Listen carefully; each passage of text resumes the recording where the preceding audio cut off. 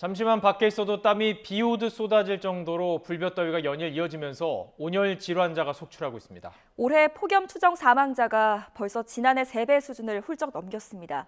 자세한 내용 취재기자 연결해서 자세하게 들어보겠습니다. 박정현 기자.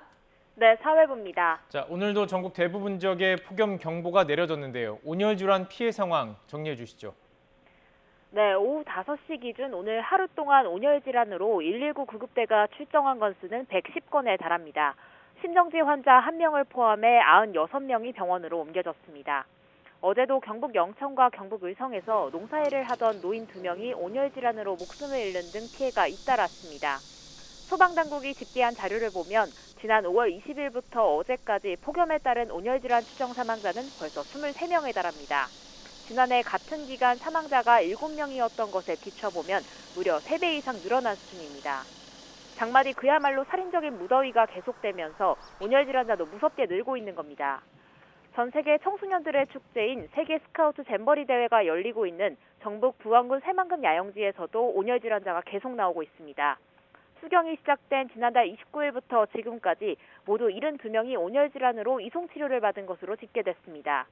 개막 첫날인 어제는 참가자 400명가량이 온열 질환 증상을 호소해 현장에 있는 의료시설에 다녀가기도 했습니다. 가축들도 폭염에 시달리고 있습니다. 충청남도에서는 닭 등 가금류가 2만 3천여 마리, 돼지가 1,900여 마리를 포함해 올여름만 2만 5천여 마리가 더위에 폐사했습니다. 전남에서도 지난 6월 17일 이후 어제까지 7개 농가에서 닭 1,400마리와 돼지 22마리가 폐사하기도 했습니다.